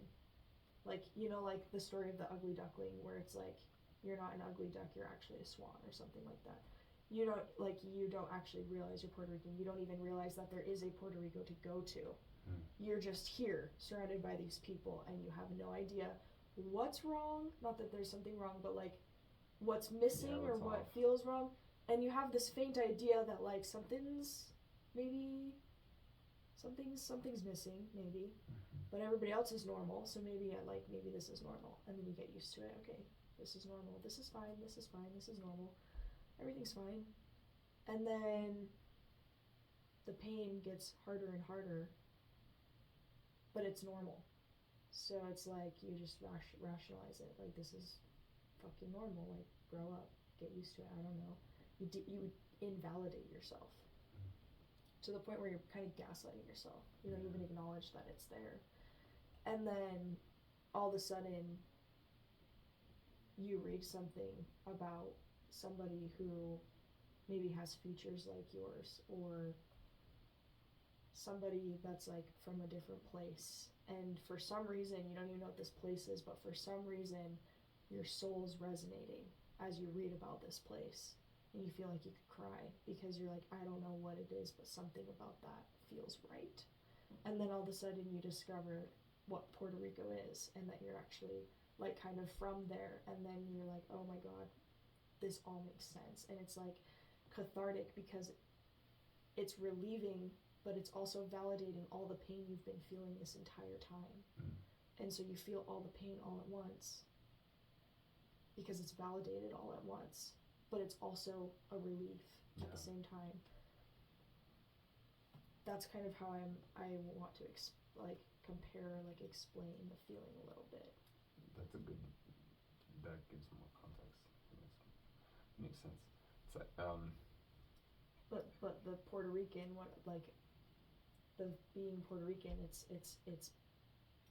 being feminine. It's like we're so out of touch with what femininity truly is, because it has been snuffed out for centuries. It's been actively being snuffed out to the point where we don't even remember what Puerto Rico is.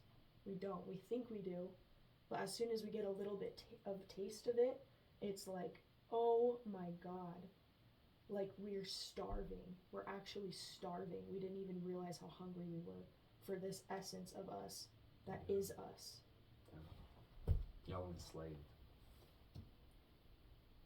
And I mean,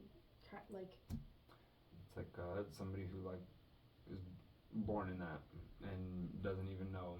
Doesn't even know any different. Yeah. Sorry, I interrupted you. No, you're fine. No, I mean, I'm wondering. That's why I'm like, is there anything what would be ideal? What do you think ideally would to help that? Well, yeah, because I feel like it exists. I feel like it's a thing. Maybe people think it's too dangerous to have, but do you think it's something that can exist? That true, femininity. Because I feel like when whatever it is that you're getting in touch with, I feel like is pure, right? And I feel like it's like a very more than potent, like a very genuine source, like the most genuine source that you could probably pull from. Sorry. He's in fight mode, so he's gonna want to fight you. It's okay. But I don't know, I feel like if y'all could get back to that, then I feel like it would only serve to elevate guys, because I feel like elevate life, everyone. Everyone. Well, I mean, happy, yeah. I agree. Yeah, so that's why I'm on board. Yeah. No, I think I we gotta kill. I read this thing once, and it was talking about how and this is a very generalized nouns. I'm not you know me. You know what I'm saying here. I'm not hating at any big group of people. But it was saying a lot of men are afraid of women in power because they're afraid that women will treat men the way men have been treating women this whole time. When in reality, I mean, this is a very generalized thing, but feminine energy, women don't do that. Women are not going to do that to men. There are some women, just like there are men, there are some women who have been hurt pretty badly and hate men, and they probably they would hurt men because out of their spite and anger and revenge, but I don't know if this was a matriarchy that we lived in, it wouldn't be the exact reflection. It wouldn't be a mirrored reflection where everything's the same except for women are in the men's position and men are in the women's. The whole structure wouldn't be different. We wouldn't have the same structure. The entire society. Christ, imagine. The entire society would be different. There wouldn't be the same structure. It just would be different. Would anything make sense? Well, I think as much as life can make sense. I know, I'm just making jokes because guys don't understand anything, so I feel like I don't think anybody understands anything. I'd be so lost. But oh look, the cops. Maybe it was. No. I have a bunch of drug dealers next to my apartment, so. This is regular. Oh yeah, they're and also the police station is 3 minutes like literally right there. That's true. So I actually noticed the sign when I drove past today. It's kind of funny. it used to freak me out the first couple years. I always freaked out. I'm like, they're here for my weed. They're here for my weed every time. And then after like a couple years, I'm like, nope, people are just beating the shit out of each other next. Oh like, shit. It's like all kinds of, it's domestic shit all the time, all kinds of stuff. It's great. That's awful. Yeah. Anyway. Yeah. There's that. I feel like I'm just recently like actually getting in touch with my actual like deeper femininity, and it's. What do you do to further get in touch with that? I don't really know. Like, I feel like over the years it's been gradual. Some of the main things that have really like pushed me in that journey is a few books that have been like they just pass down wisdom in ways that is more than just words. Like this book, like I was like, it's not even the words that I was reading, it was the feeling that it was delivering to me. It's the same thing for other books. Mushroom trips, for sure. For sure. I've had crazy like reconnections with myself on shrooms.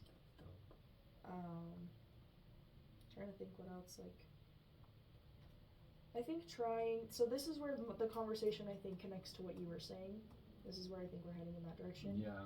I felt it just like, yeah. Yeah. Keep going. I think letting go of the more masculine tendencies for me, which for me that looks like needing to be productive all the time. And by that I mean like the literal meaning of the word, like producing something, like making something happen at all times, and giving myself a breather and forcing myself to relax and not be stimulating my brain, and like put the phone away, put the books away, even like just sit with my body, like get into my body. I pinch myself because like sometimes I have to do that to like re-enter my body. I think the more time I spend with my body attentively, presently, I think that's very feminine. So it makes sense what you were saying, that it was like you were showering and you were, It always has to do with my body and how, because my hands are the only thing that can, not the only thing, but that express who I am, you know, and what I do. And so it's always my hands that are treating my body with tons of, and it's during specific moments, but like with tons of and I can just tell it's not mine. Like I just know that, like when I would take those showers, like, and I wouldn't be doing nothing and no one's rushing. Everything is getting washed exactly how it's supposed to be. Like everything is being taken care of, like very like. I can totally tell it's not me at all doing any of it, because Greg is very like. Oh, I know. And not just in the shower, but with everything, you No, know, just I know. fucking da da da da da da da fucking everywhere. And so whenever I get to like, whenever it gets like that, I know, and oh, wow, I forgot all about this. I think that's happened in the shower like 3 or 4 times over the last like 5 years, but. I think the first time it ever happened, I remember I had my eyes closed and it was happening. I was like, this is amazing. Like, this is crazy. I don't know if I've ever told you about my LSD trips, but the very first one, like I was writing to myself, and like it got to the point in my trip to where like I just got swept away and I wasn't writing shit, and I was just watching my hands just like literally talk to itself. Like dead ass. I was sitting there laughing and I was going like, look at this, look, and my hand was just brah, brah, it was brah, a magic brah. trick. Yeah, no, it was like my soul knowing the question I was gonna ask before I asked it, and brah, I wrote it down, and then it would give me an answer immediately. It was so cool.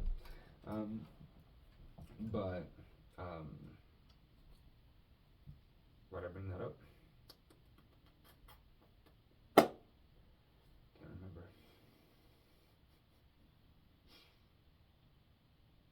I don't know either. It's okay. Was it just because you were saying how you were like, but that wasn't me doing it? Oh yeah. And it was Thank just you. Yeah, no. your hands. Yeah, doing it was just my hands. And so, but I could just tell that it wasn't my energy, and I knew it was a feminine energy, and I had my eyes closed, and I saw the number. I think it was 6. I can't remember what the number was, but like I'm seeing it in my head now, like 6 in my head, like so obvious. Like I did not think, I did not think shit. I wasn't doing nothing, and that's why things were just happening. And so I was just enjoying what was happening, and like enjoying just being on the trip. And then I saw the number 6 in my head, and I was all like, that's got to be an angel number of some, like for whatever's happening. And I looked it up, and it had something to do with like a feminine. I can't remember what it had to That's do. cool. Yeah. I was gonna ask if you like have looked up numerology or anything. Yeah, I like synchronicities and all that kind of stuff. I haven't paid attention to my angel numbers like almost all this year. Honestly, I've been so like. I'm gonna send you a podcast that I listened to the other day. Okay. I'm not About? gonna tell you about it. Ooh, okay, I'm fine. just gonna send it to you. Okay, cool.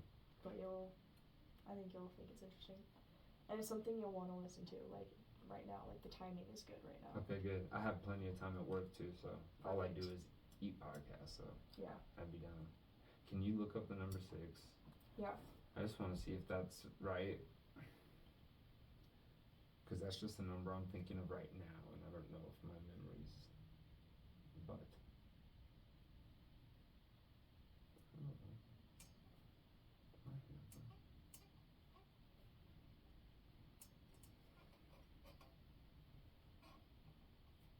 I would do this, but my phone, Oh, obviously. like angel number 6. Yeah, I would. Yeah, that's just fine. What? I'm taking him tomorrow to get a chip in his butt.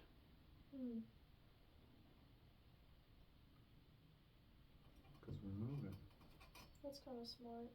If he gets lost or impounded. It says the number 6 is associated with the vibrations and energies of love, nurturing, service to others, unconditional love, the needs of others, protection, emotional healing, and stability. Well, all of that applies. So, cool. Yeah.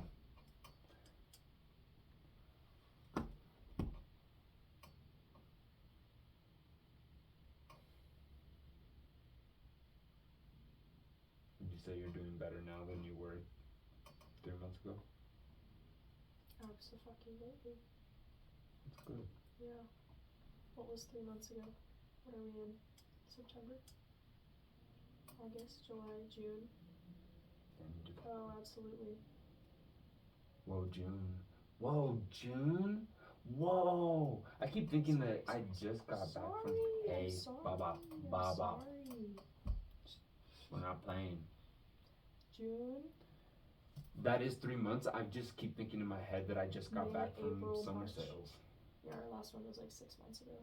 Whoa! It's been half a year. Yeah. Holy shit!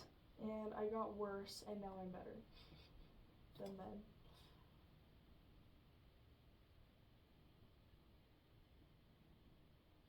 I got better and then I got worse and then I got better. Stop fighting. Stop. I'll stop. She's petting ya. I'll stop if you stop. She's petting ya. You stop if I stop. Stop fighting. He's just petting you, Baba. He just wants to play. Come up. Look what? I'm glad you're doing better. I'm glad I'm doing better. Hey, hey. Baba. He knows. Any licks? Yup. There you go, Baba. Bites, rubs, licks. Bites, rubs, licks. Like, I'm sorry, just play. I'm glad you're doing better too. Life always works out. Yeah. Life is working out. Life is working out. Life is. That's what I learned on LSD. I had my barber who is. Do you know Chris? You probably don't know Chris. He's he goes to Factum though, but he's my barber. And he was telling me that he was thinking about trying LSD, and I was trying to like convey to him, you know, but I just don't feel like I did it justice, but because I feel like LSD taught me a lot of things, and at the same time it taught me like, I don't know how to put it, but anyway, I think that LSD showed me that life is okay, like at the core, like the frequency is like the frequency that consciousness exists on is the frequency of what okay is. And so when you're at like baseline with the universe, you are being okay because the universe is made out of okay. And so when you be okay, you are okay, and then you are everything that is, and then everything goes the way it's supposed to because everything's okay. That makes sense. Yeah. I kind of had that realization with nitrous. No shit. Yeah, What was that like? at the dentist. Whoa, no shit. Yeah, I was having a dental procedure done, and I had nitrous, and Was that in your nose or? yeah, bro. Knock it off. Stop biting. Don't play, Baba.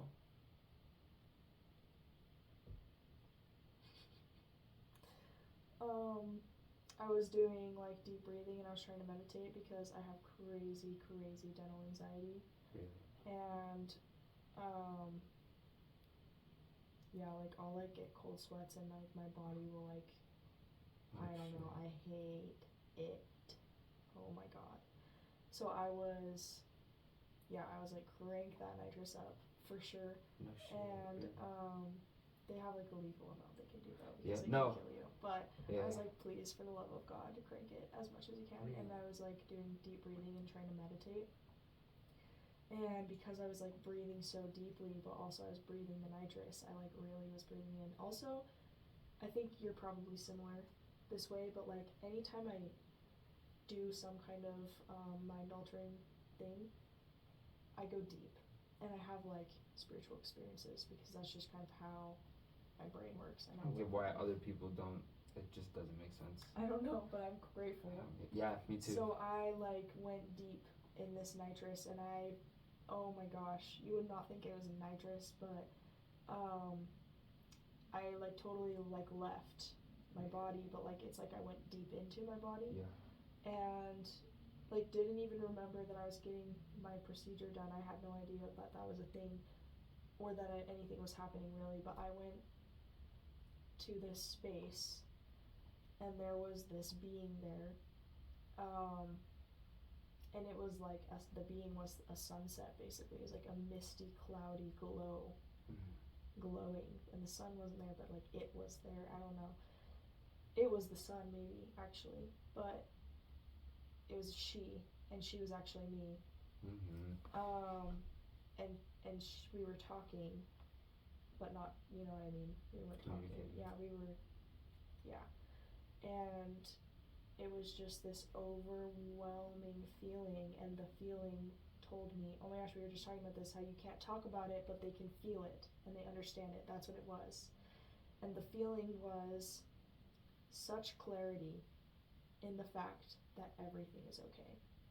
Even when you don't think it's okay. Even when you're like if everything looks like it's falling apart, it might be falling apart, and it's okay at its core. It's okay. It's always okay. That's what the whole entire exchange was about.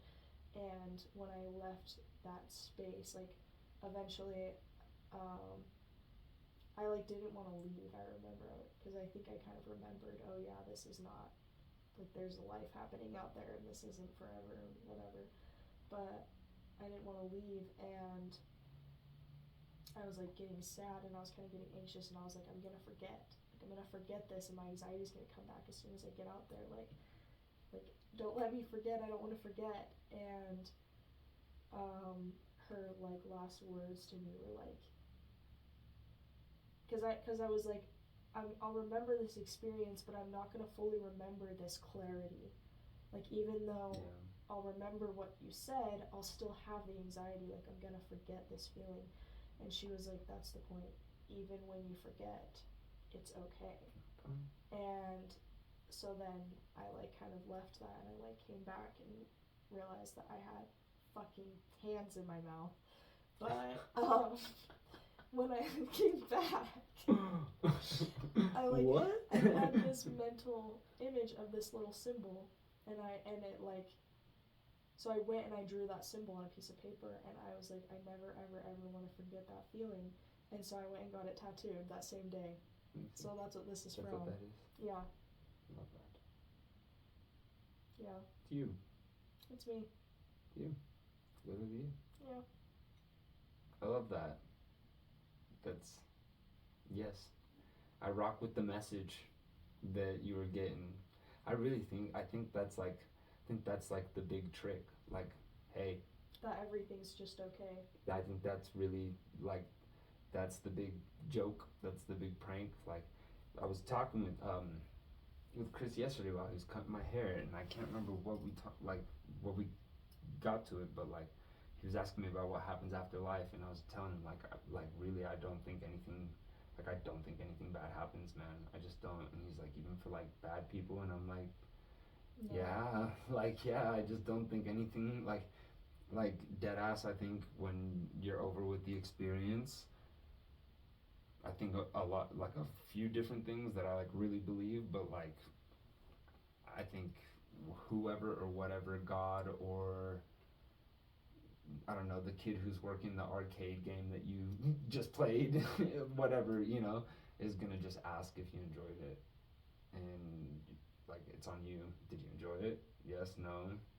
If you were a terrible fucking person and you enjoyed it, you enjoyed it. Like, God's gonna be like, all right, like, because God is that person having that experience in life, and I feel like that person will come to reap the karma which they sowed when they have to then have the other end of the experience as that person whenever that happens. So like, it will all work out perfectly, because you will end up suffering all the pain that you caused, that you lived. Yeah, and so it's okay. It's like the heaven or hell is here now. It's literally what it is. It's life. It's what you make of life. Yep. Yeah. And I think that the people that will look you, it's like the kids at school that are the clowns that like do it on purpose. But I think that's such a far metaphor. But anyway, that just made me scratch that. If you have somebody lived a horrible life, and God or something was like, "Did you enjoy it?" and they were to look God in the face and be like, "Yeah, I enjoyed every second of it." Like, there's a very big difference between like a deep embodiment of love and joy and true joy and ego satisfaction. Those are entirely different things. And so I like that you said you reap what you sow, because like, they, like, those people that had that ego satisfaction, say they were like super financially wealthy, but like they were kind of empty. Like, you truly get what you had, and they just didn't get to know that true deep joy and love, you know? It's the next roller coaster for him. Yeah, like maybe next time. Like, I mean, just go to like, I always go to the epitome of evil. Everybody always goes to it. Hitler. It's like, yeah, Hitler died, and whoo, I got out of there. I fucking blasted myself in the head. I didn't have to serve no prison time. I didn't have to look nobody in the eye for nothing. Did you enjoy it? Yeah, I fucking enjoyed it. I ruled that bitch. Have fun on your next one. Little baby Jewish boy, born in 1946, yeah. loving family, Oh, so that's excited, awful. and look at this piece of fucking garbage. Well, because guess what? Not only that, but every single member of that family, every single member of every part of that family, because we are all the same soul. Yeah. We are. It's like Hitler. Brody, like, literally created an infinite, like, roller coaster of just death for himself. That's what he did. And he's like, oh, fuck you guys. Look how he just put his, like, face in that little cloak. It's just very cute. Do you feel it? You enjoy it? That was very comfortable for me too. We should go back. Yeah, I think it all works out in the end. I think it is all 100% okay, and the only problem there ever is when whoever you think you are knows better than the okay that the universe has. Because like lots of times we're like, no, but I'm stressed. Who the fuck are you to be stressed? Yeah, but You are you're okay. the one that's stressed. What do you mean? Like if you're Yeah, like, no, yeah. I'm stressed. Yeah. Yeah, it's You like, are who are you? stressed. Why are you existing Yeah. right now? But like you're stressed. That's you. Like That's not the universe, baby. figure it out. But I don't know. But it is the universe. But anyway, that sounded weird. But No, I feel like I it. hope you knew what I meant. Yeah, no. But I was gonna say. Oh my goodness, what was I gonna say? It's so good. It's such a good thought. It's gone for me. It's okay, it'll come back. They always do. Yeah. Oh, I remember. Okay. Go. You know how like people will treat themselves like shit and deal with it in ways that they would never imagine treating another human being, especially mentally. You Interesting. know what I'm talking about? Like a lot Yeah. of people will disrespect themselves way more than they'll disrespect other people. Yeah, never thought about it. Yeah. And I think that, and people justify it. Like if I'm doing it to myself, then it's fine. Like for example, like if I were to have a child or a pet, I would never starve that pet. I would make sure I fed them every day. But many days happen where I like just don't feed myself, and it's just self-neglect. And it's like it's fine because it's myself, but I would never do that to my pet. You know what I mean? Yeah. I think that the universe is kind of like that because we are all one, and the reason I think everything's okay is because even though it's not okay for me to disrespect you, when I'm disrespecting you, we're disrespecting ourselves. So in a sense, that's why it's okay, if it's okay. Does that make any sense? Yeah, it's me. Yes, and so I feel like every interaction that you have with anybody is just a reflection upon yourself of like, I don't know, you can always judge or you can always hate. Like a great example for me right now is the guy who I work with. I just follow around a dude in a big machine, and it's one of those machines that will scrape the road and make it flat so that they can put asphalt on it. So I just follow him around with the shovel, and I do anything he can't do. That's pretty much what I do. And that guy is just he's extremely complacent, and it's frustrating to me because he's old, and all he likes to do is just bitch, and like excessive, like so much to, I'm like, man, you're an old man, like, dude, I'm not trying to be, anyway. I've just been like, that's me, it's me, and so That's hard. Yeah, like he'll bitch and he'll, with everybody, it's like, that's me. Watch how you treat that person, because you're going to get it, bro. You're gonna get it. So be careful. And that's why I think I thought about this like last week or something. It's just a thought I had that I'm like a love terrorist, because to me, like, you're me eventually, either in the past or in the future. And so anything I do unto you is going to be a gift unto me later in the future, regardless of whether or not it's a good or a bad gift. And so that has helped me especially a lot, like during the summer, just like talking with people or complimenting people, or the just social anxiety. Yes, like literally anything I can do to just like guest star in your TV show for just like a slight second, but make it just a little better. Like just an interaction with a human that's like, oh, that was a nice person, or you know, he was kind, or just whatever, but elevate it. Or they can be pissed off at me and I can let it go. Just, you know what I'm saying? Just whatever I can do to help that situation, because that's going to be my problem eventually. And so even if I end up being a piece of shit person that treats everybody like crap, eventually I'm going to run into Gregory showing me some love. Like even if it's tiny, even if it's insignificant, it's something as small as like holding a door for somebody that's behind me, and nobody ever thinks to hold the door for that dude, and he's always pissed off about it, like super fucking minute. You know what I'm saying? It's like that's a gift because I love you. I will see you soon. You know what I'm saying? Yeah. Eventually, and so it's like sprinkling goodness everywhere.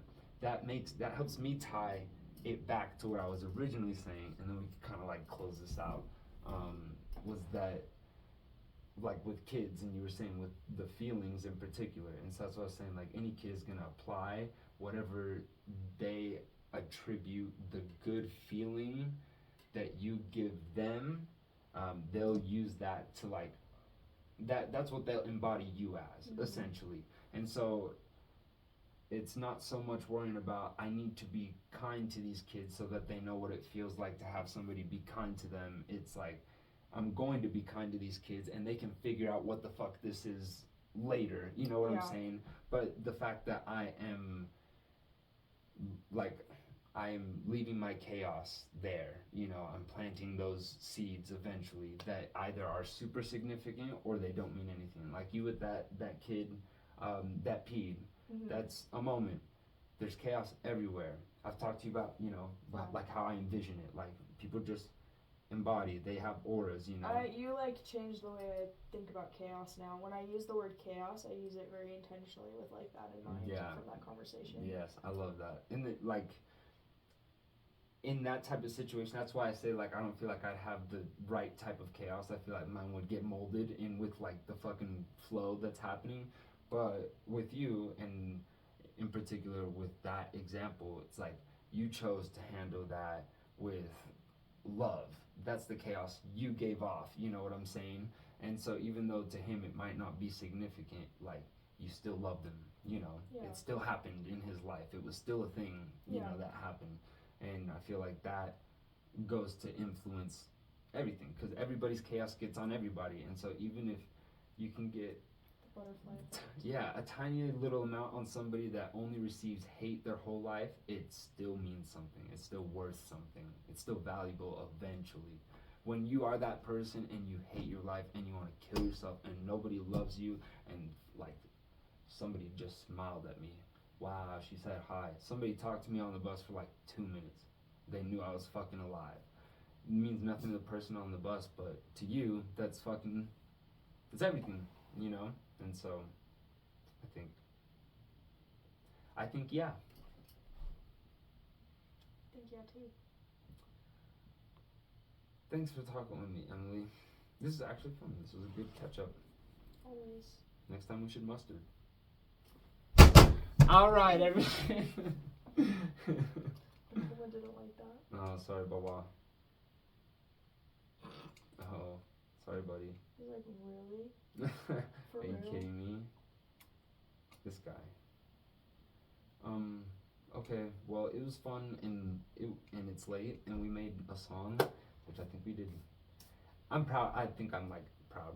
Like, you should be proud. Like this time, I'm excited. Like, you know how you say like it's so hard to not judge your own music and stuff like that. Every time that we record shit, I'm like, I guess you can send it over when it's done, but I just like I don't feel like great about it, you know, just because it's not perfect. You know what I'm saying? But I feel like this time I'm like, I just feel like we're getting better, and that's what excites me. Yeah, that's good. We're getting better. So. Well, that last take you did really was like significantly better. Well, I don't even know if I would say better, but it was significantly more like fueled, fired up, passionate. Like I don't know what else to say about that. You know, I was thinking, especially towards the end, was like. And it's the same thing I think when I'm like fighting is like I'm trying not to fuck up. I'm like, don't fuck up, don't fuck up, don't fuck up. And my whole time I'm like, you always fuck up. That's just what happens. You just fuck up. So when are you gonna fuck up? It's gonna happen. And then like towards the end I was thinking like you're gonna win this fight. Like you know this song and you're going to do it right. So stop thinking, oh, when am I gonna fuck up? It's like you're not gonna fuck up. Just do the song. And then I just did the song, and then it came out great. So I'm excited for it. Yeah, and then we were like, all right, that's that. Yeah, after like, I pictured I turn around and you're like a skeleton with like with the earbuds on. The SpongeBob thing. Yeah. Years later. 29,000 takes later, but I think it was worth it. So. That's funny.